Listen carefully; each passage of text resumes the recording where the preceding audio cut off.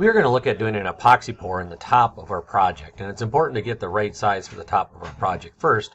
So I've gone to my bench plans, and if this is for another project, go ahead and look at the plans for the other project, and I'm looking at the final size. So I'm 17.5 deep by 22 3/4 left to right. So I got to remember those. I'm going to pop over here to VCarve. I'm going to create a new file, and I already forgot the dimensions, so I got to go back here. 17.5 tall, that'll be tall in there, 22 3/4. 22.75. The thickness is 0.75, and for this we're going to go material surface from the center and hit OK. So that's different than we've done in the past, because now the crosshairs are the center of our top. Everything is going to reference from the center of our top. That way we get our logo, whatever it is that we want, wherever, exactly where we want it. So I'm going to start out by doing two things. One is I'm going to do text first. So I'm just going to use my last name and show you how we make a pocket toolpath. And that won't take very long. And then I'm also going to show you how to import a picture, because you may want to import a logo, a band name, whatever you would like to do. So I'm going to come over here to text. And now this is important. We need kind of big, bold text. Real detailed stuff is okay if it's going to get bigger. But I'm also want you guys to be careful. I'll use Arial Black. I want you to be careful about how big you make this. Because you may want it to be a little bit more subtle. Oftentimes in design, less is more. So let's say this is my last name. What I like to do is put stuff in the bottom corners. I can also, let's say I find a Minnesota Vikings logo.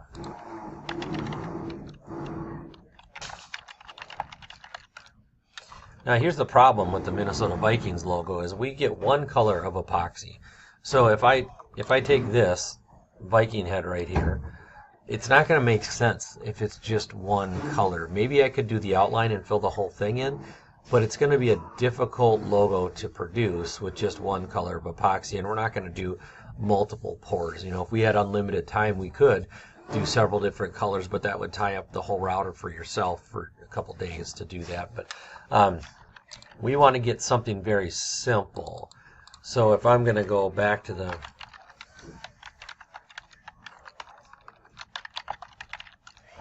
this Twins logo, this one would look fine if it was all one color.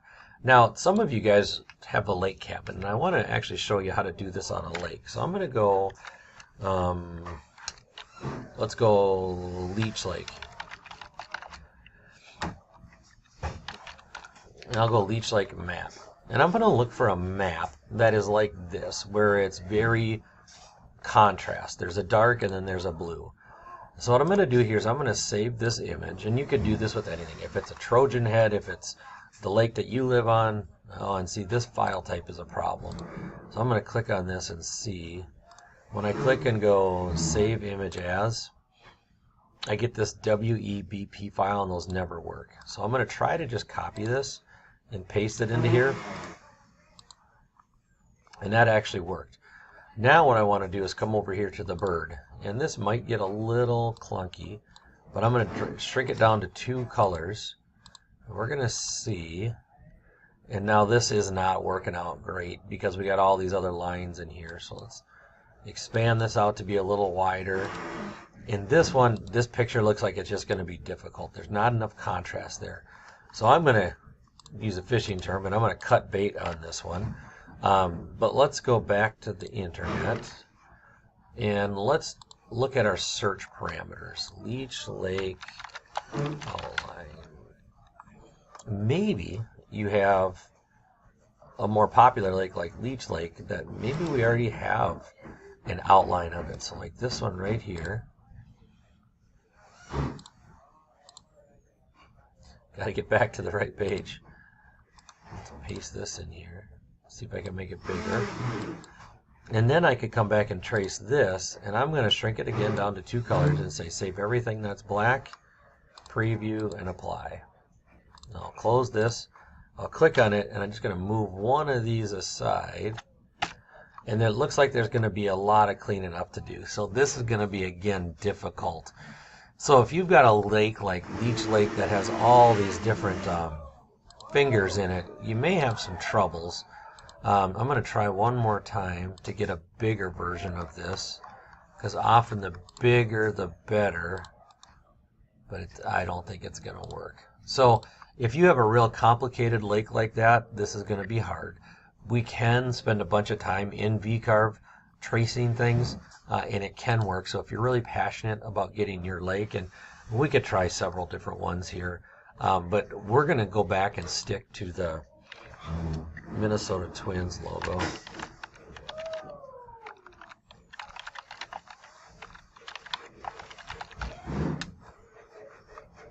Because this is going to be the easiest type of logo. So we want to pick something simple and easy. I'm going to zoom out of here, and I'm just going to get rid of that. Paste in the Twins logo. I'll leave it big for now. We can shrink it down later. But I'm going to copy this, and we're going to shrink it down to 2 colors. I'm going to keep everything that's red and everything that's blue. Preview, apply, close. I want to move this out of the way and get rid of this. So if you're a Twins fan, we'll probably not do the trademark down here. So we'll ungroup objects, delete that. And I don't mind if you want to do 2 different logos. This is your top. So this white space that we're looking at is the top of your project. And we can do this however we want. Again, if you are a huge Twins fan, you could put a big Twins logo right in the middle. That's okay, but I like smaller logos within reason. So now I'm going to click on my last name. I'm going to click on the Twins logo. And then we're going to write a toolpath for it called a pocket toolpath. I'll move this out of the way so we can see it. And we're likely going to use the 1/8 inch end mill. So I'll remove that and select a new one so you can see what we're doing, and I keep being in the way. If you don't have an 1/8 inch end mill, you probably will, but if you don't, we'll create a new one. So we'll come up here, we'll say add end mill. I'm going to change the name to 0.125. I'm just going to do this. 0.125 end mill. Okay. Tool type is end mill, inches, 0.125, that's 1/8 of an inch. We've got 2 flutes. We'll create the settings. That all actually looks pretty good. The diameter is 1/8 of an inch, so it's really small. This is in Tool 3. We'll hit Apply. Select. And then we're going to edit the passes. We want this to go 1/8 of an inch deep. We don't want it to go real deep, and actually we could go deeper. It was 1/4 inch. Let's go 0.2 inches. We'll split the difference. 2/10 of an inch deep. We're going to edit the passes and say let's do this in 1 pass, otherwise it's going to take forever. We're not going that deep, so we should be okay with 0.2. We got to ramp the plunge moves because there's no cutter on the bottom, and we can even just call it pocket 1. Ramp the plunge moves 1 inch. Calculate. So now you'll see all these lines, and I can preview all tool paths. And that makes sense. Now, just for instance, I'm going to come back up here and say I want to do the same pocket tool path, but I want to use a 1/4 inch end mill, which will cut faster. It's bigger. We'll see what it tells us. We'll do it in 1 pass because it's a little bigger. Calculate.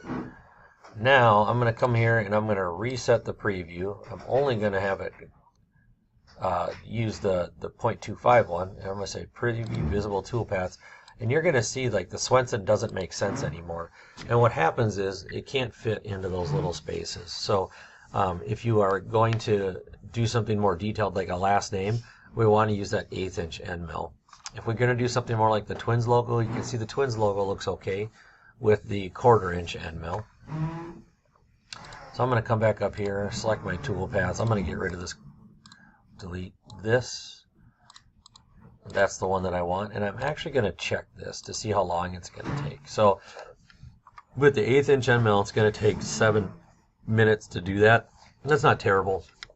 If I was using the 1/4 inch end mill, it'd be less than half of that time.